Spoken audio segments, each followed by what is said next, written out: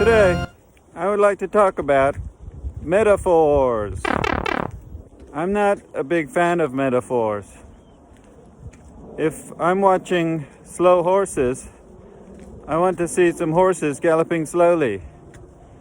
If I'm watching the grapes of wrath, I want to see some grapes filled with wrath, perhaps terrorizing a small town.